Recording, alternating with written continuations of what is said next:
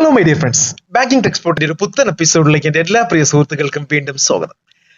എന്നും വീഡിയോയിൽ പറയുന്ന പോലെ ഒരു പുതിയ രണ്ട് അപ്ഡേഷൻ, അതായത് പുതിയ രണ്ട് ലോഞ്ചായ രണ്ട് RBI അപ്രൂവ്ഡ് NBFCയെ കുറിച്ച് പറയാനാണ് ഈ ഒരു വീഡിയോ ഞാനിവിടെ ചെയ്യാൻ പോകുന്നത്.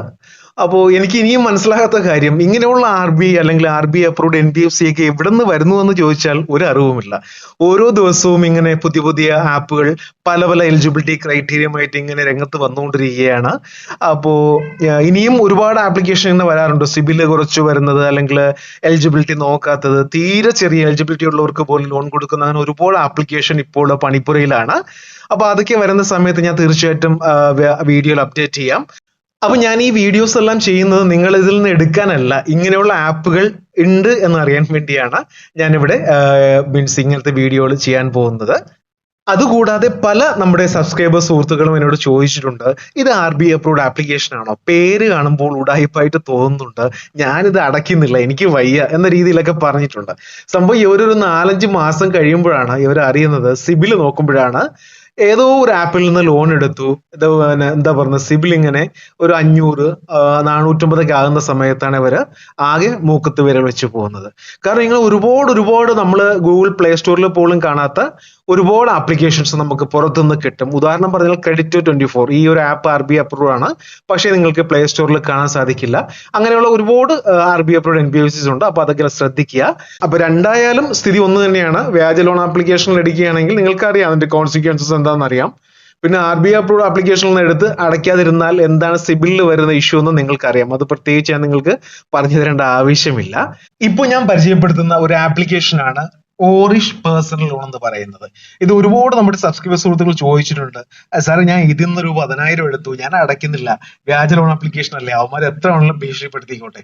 അപ്പൊ പുള്ളി ഒരു 2 മാസം കഴിഞ്ഞ് സിബിൽ നോക്കിയപ്പോഴാണ്, അവർ വിളിക്കുകയുള്ള ഒന്നുമില്ല, ഒരു എന്താ പറയുന്നത് ഇന്റിമേഷനും തരില്ല. 2 മാസം കഴിഞ്ഞപ്പോൾ പുള്ളിയുടെ സിബിൽ ഏകദേശം 725 സിബില് 725 ഉണ്ടായിരുന്ന സിബിൽ ഇപ്പോൾ 530 അങ്ങനെ ആയി. ഇവർ നല്ല രീതിയിൽ നമ്മളെ ഈ ക്രെഡിറ്റ് ബി നമ്മൾ ലോൺ അടയ്ക്കുകയാണെങ്കിൽ നല്ല രീതിയിൽ സിബിൽ കൂട്ടുകയും എന്നാൽ ഒരു EMI മുടങ്ങിയ നല്ല രീതിയിൽ സിബിൽ താത്തുകയും ചെയ്യുന്ന ഒരു ആപ്ലിക്കേഷനാണ് ക്രെഡിറ്റ് ബി. അത് നിങ്ങൾക്കറിയാമല്ലോ. അപ്പൊ അതേപോലെയുള്ള ഒരു ആപ്ലിക്കേഷനാണ് ഓറിഷ് പേഴ്സണൽ ലോൺ എന്ന് പറയുന്നത്. അപ്പൊ ഇവരുടെ എമൗണ്ട് എന്ന് പറയുന്നത് 5,000 മുതൽ 50,000 രൂപ വരെയാണ് ഇവർ പേഴ്സണൽ ലോൺ കൊടുക്കുന്നത്. പഴയതുപോലെ തന്നെ 100% ഡിജിറ്റൽ പ്രോസസ് ആണ്.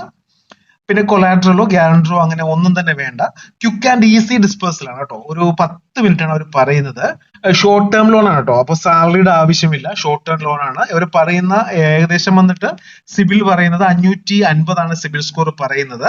പിന്നെ ഇവർക്ക് വേണ്ട documents Aadhaar card, PAN card, driving licence അല്ലെങ്കിൽ വോട്ടർ ID ആണ്. ഒരു വ്യത്യാസമുണ്ട്, നമ്മൾ മുന്നേക്ക് ആധാർ കാർഡാണ് കൊടുക്കുന്നത്, എന്നാൽ അതിൽ നിന്ന് വ്യത്യസ്തമായിട്ട് ഇവർ ചോദിച്ചിരിക്കുന്നത് നിങ്ങളുടെ ID പ്രൂഫ് ആയിട്ട് ഡ്രൈവിംഗ് ലൈസൻസ് അല്ലെങ്കിൽ വോട്ടർ ID, പിന്നെ active mobile number, valid bank account ആണ് അവർ ചോദിച്ചിരിക്കുന്നത്. ഓക്കെ, 21 വയസ്സ് മുതൽ 60 വയസ്സ് വരെ പ്രായമുള്ളവർക്ക് ഇവർ ലോൺ കൊടുക്കുന്നതാണ്. അപ്പൊ ശ്രദ്ധിക്കുക, ഓറിഷ് പേഴ്സണൽ ലോൺ ഇത് RBI അപ്രൂവ്ഡ് ആണ്. പിന്നെ പ്രധാനമായിട്ടും ശ്രദ്ധിക്കേണ്ട കാര്യം, പ്രോസസ്സിംഗ് ചാർജ് 10% ഉണ്ട്. ഒരുപാട് കൂടുതലാണ്. അപ്പൊ അത് ശ്രദ്ധിക്കുക, ആരും വലിച്ചുവാരി എടുക്കേണ്ട കാര്യമില്ല. ഞാൻ ഈ 2 ആപ്ലിക്കേഷന്റെ ലിങ്ക് ഞാൻ ഡിസ്ക്രിപ്ഷനിൽ കൊടുത്തിരിക്കാം. ഓക്കെ, അടുത്തൊരു RBI അപ്രൂവ്ഡ് NBFCയുടെ പേരാണ് ബ്ലിങ്ക് R. ഇത് നിങ്ങൾ കേട്ടിട്ടുണ്ടോ എന്ന് എനിക്ക് അറിയില്ല, പുതിയ ആപ്ലിക്കേഷൻ ആണ്. ഇതും നേരത്തെ പറഞ്ഞ പോലെ എന്താ പറയുക ഡിജിറ്റൽ പ്രോസസ് ആണ്. കൊളാട്രലോ അങ്ങനെ ഒന്നും തന്നെ വേണ്ട. ഇതിന്റെയും പ്രോസസിംഗ് ചാർജ് വരുന്ന 10% സിബിൽ സ്കോർ അവർ ചോദിക്കുന്നത് 525 ആണ്. 21 വയസ്സ് മുതൽ 60 വയസ്സ് വരെ പ്രായമുള്ളവർക്ക് അവർ ലോൺ കൊടുക്കുന്നതാണ്.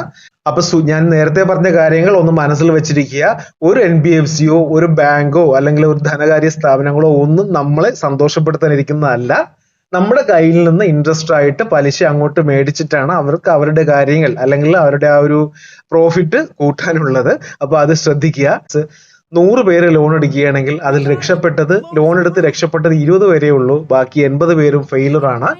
എന്തെങ്കിലും അർജൻസി, അതായത് ഹോസ്പിറ്റൽ അങ്ങനെ എന്തെങ്കിലും കേസുകളിൽ മാത്രം നിങ്ങൾ താല്പര്യമുണ്ടെങ്കിൽ എടുക്കുക. ഞാൻ 2-3 ദിവസം കഴിഞ്ഞ് വീഡിയോ ചെയ്താൽ മതി എന്ന് പറഞ്ഞിരിക്കുന്ന സമയത്താണ് കുറെ സബ്സ്ക്രൈബേഴ്സ് ഈ ഒരു ആപ്പിന്റെ കാര്യങ്ങൾ ചോദിച്ചത്. അതുകൊണ്ടാണ് വളരെ പെട്ടെന്ന് തന്നെ ഈ ഒരു ആപ്ലിക്കേഷൻ ചെയ്തത്. ഒന്നാമത്തെ ആപ്ലിക്കേഷൻ മറന്നു പോകേണ്ട, ഓറിഷ് ലോൺ ആപ്പാണ്, പേഴ്സണൽ ലോൺ ആണ്. പിന്നെ ബ്ലിങ്ക് R. ഓക്കെ, ഇത് മനസ്സിൽ വെച്ചിരിക്കുക. ഇനിയും ഇങ്ങനെയുള്ള പല ആപ്ലിക്കേഷന്റെ അപ്ഡേഷൻ വന്നുകൊണ്ടിരിക്കുകയാണ്. അപ്പോൾ ഇന്നത്തെ വീഡിയോ എല്ലാവർക്കും ഇഷ്ടമായെന്ന് കരുതുന്നു. ഇഷ്ടമെങ്കിൽ ഷെയർ ചെയ്യുക, ലൈക്ക് ചെയ്യുക, സബ്സ്ക്രൈബ് ചെയ്യുക. Thank you for watching my video. Have A nice day.